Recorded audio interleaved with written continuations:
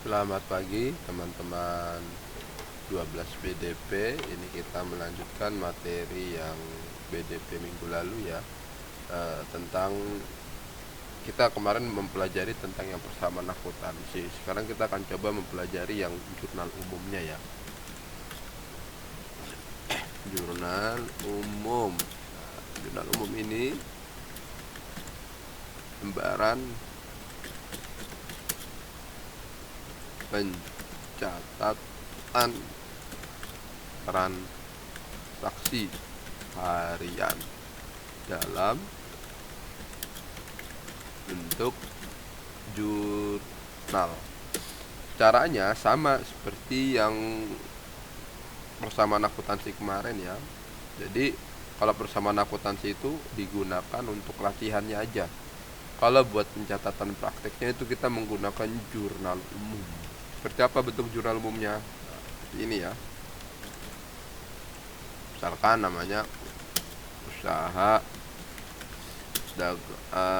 usaha jasa ya, usaha jasa Ananda. Ini kopnya ya. Kemudian di sini jurnal umum. Ini periode, misalkan sekarang tanggal periode Februari ya, bulan periode Januari aja, Januari 2022. Nah, sini tulis tanggal. Ini ada nomor bukti. Sini ada keterangan. Sini ada debit. Sini ada ref ya. Dan sini ada debit. Sini ada kredit. Nah, di sini kan aja nih ya. Nah, kita masih menggunakan contoh yang kemarin. Nah, tapi di sini ada kaidahnya dulu ya, atau namanya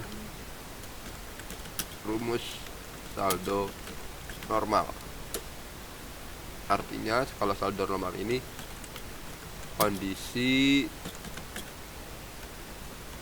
akun pada saat transaksi, kondisi normal ya. Nah, di sini kan akun yang udah kita pelajari itu yang pertama ada namanya aset ya. Kalau dia bertambah ditulisnya di kolom debit. Kalau dia berkurang ditulisnya di kolom kredit. Nah, yang kedua ada apa? Daya abilitas.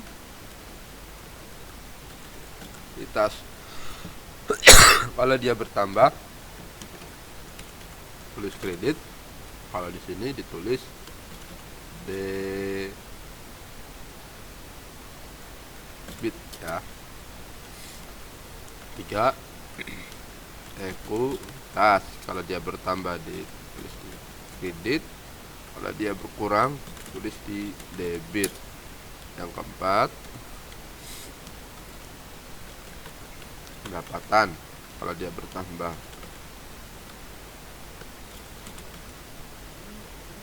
kredit, kalau berkurang debit. 5 beban. Sini debit, sini kredit. Nah, ya, ini contohnya ya. Aset misalkan akun aset ya. Akun aset yang kita gunakan di sini yang pertama kas ya. Yang kedua misalkan piutang usaha. Yang ketiga perlengkapan. Yang keempat peralatan.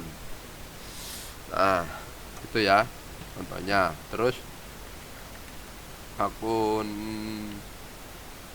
liabilitas yang kita gunakan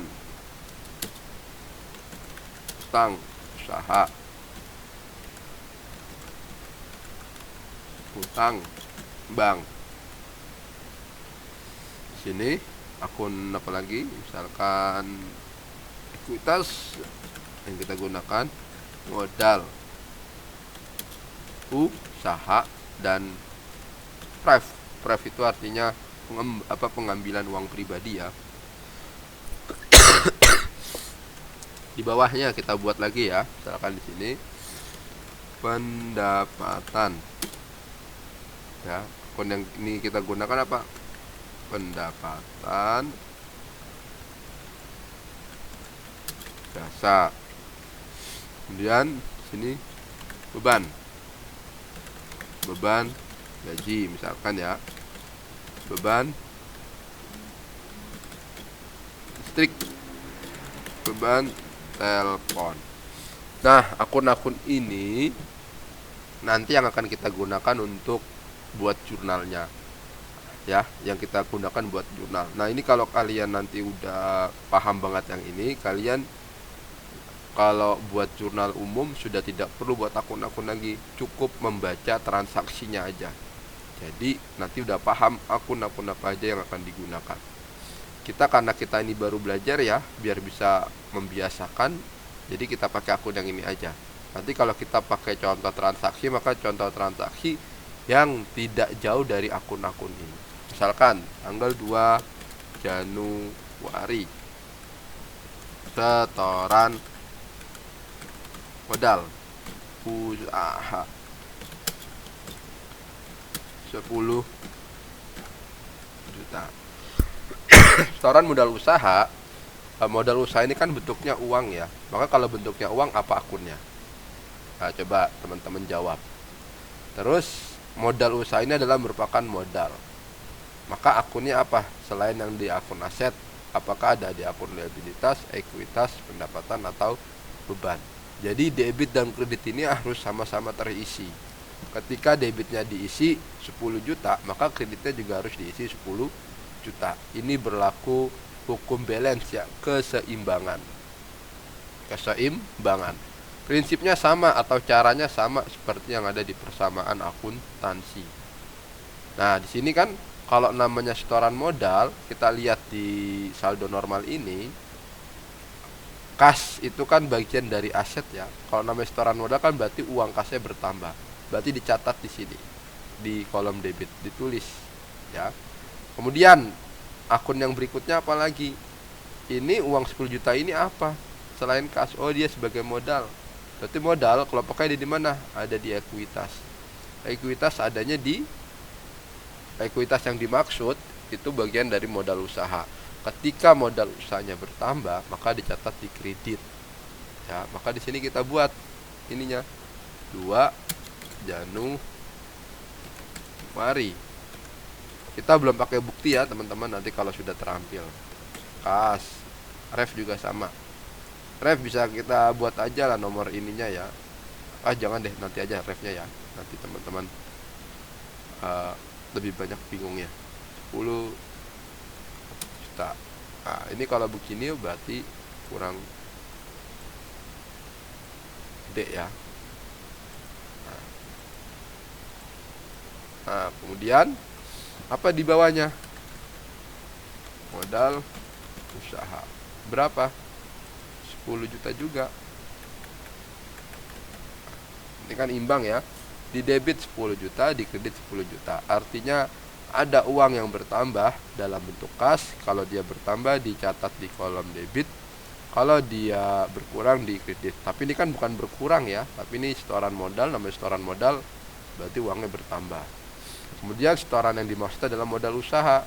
Ketika modalnya itu bertambah, maka dicatatnya di kredit sesuai dengan kolom ini, sesuai dengan rumus saldo normalnya.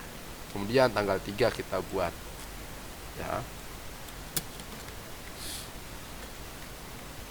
Misalkan pembelian